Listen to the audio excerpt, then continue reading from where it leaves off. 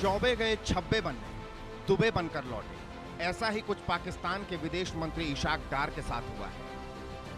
भारत को लेकर पाकिस्तान के हमेशा से दो एजेंडे रहे हैं।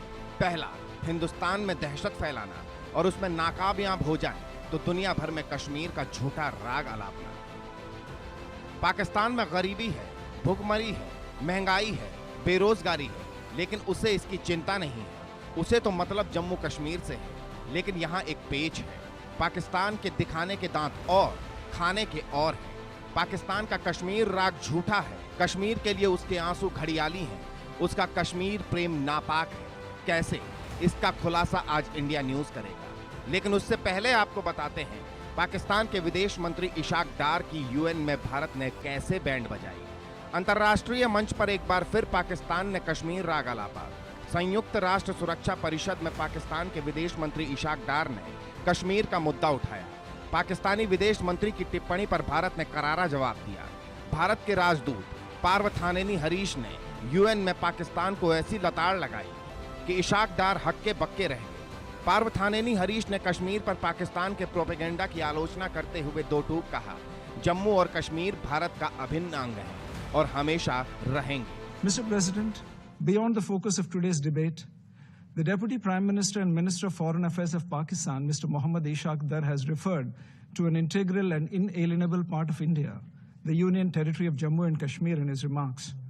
I would like to reaffirm that Jammu and Kashmir has been, is, and will always be an integral and inalienable part of India. In fact, it is Pakistan that is in illegal occupation of parts of Jammu and Kashmir. Pakistan's campaigns of misinformation and disinformation, of lies and falsehood, do not change facts on the ground. The people of Jammu and Kashmir have only last year taken part in a successful election and have voted in large numbers to choose their government. The choice of the people of Jammu and Kashmir was loud and clear. Democracy in Jammu and Kashmir is vibrant and strong, unlike in Pakistan. Bharat ने आतंकवाद के मुद्दे पर भी UN में पाकिस्तान को जमकर घेरा, जिससे पाकिस्तान पूरी तरह बैकफुट पर आ गया। Pakistan is a global epicenter of terrorism, harboring more than 20 UN-listed terrorist entities and providing state support to cross-border terrorism.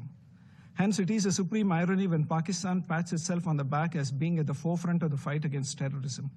India has been a victim of the acts of terror perpetrated by this country through terror groups such as Jaish-e-Mohammed and Harkatul Mujahideen, among dozens of others. Mr. President, there cannot be any justification for terrorism regardless of its form, type, and motive. No political grievance can justify terrorism perpetrated against innocent civilians. This august body can make no distinction between good and bad terrorists. And I request the Deputy Prime Minister and Foreign Minister of Pakistan to take note of it and not further waste the time of the Council in this regard. Pakistan के लिए यह करारी चोट है, खासकर तब जब हाल ही में पाकिस्तान की संसद ने प्रस्ताव पारित कर नई दिल्ली से कश्मीर में जनमत संग्रह कराने की मांग की। कश्मीर मामलों के मंत्री अमीर मुकाम ने सदन में यह प्रस्ताव पेश किया। यह पहली बार नहीं है जब पाकिस्तानी संसद में कश्मीरियों के समर्थन में इस तरह का प्रस्ताव पारित किया गया हो।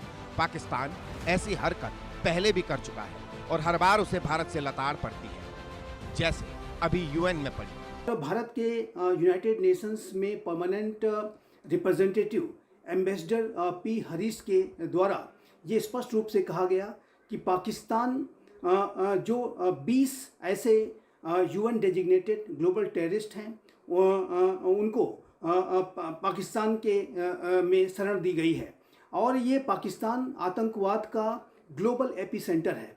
पाकिस्तान जाहिर है कि आतंकवाद को अपने इंस्ट्रूमेंट ऑफ स्टेट पॉलिसी के तौर पर और आतंकियों को स्ट्रेटेजिक एसेट के रूप में इस्तेमाल करता रहा है। अब पाकिस्तान की इस नौटंकी का मतलब भी समझ लीजिए।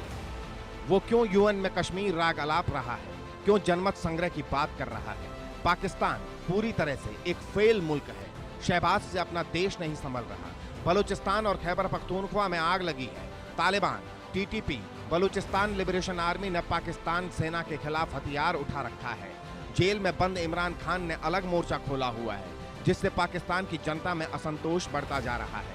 ऐसे में हर बार की तरह पाकिस्तान अपनी जनता का ध्यान भटकाने के लिए कश्मीर राग अलाप रहा है। यही वजह है पिछले कुछ दिनों में जम्मू कश्मीर में आतंकी घटनाएं बढ़ी हैं। लेकिन पाकिस्तान इस मोर्चे पर भी फेल हो गया है। भारतीय सेना लगातार पाकिस्तान से आ रही आतंकियों को जहन्नुम का दरवाजा दिखा रही है। तो सीमा हो या फिर यूएन, पाकिस्तान को हर जगह करारा जवाब मिल रहा है और आगे भी मिलता रहेगा। Bureau report, India news.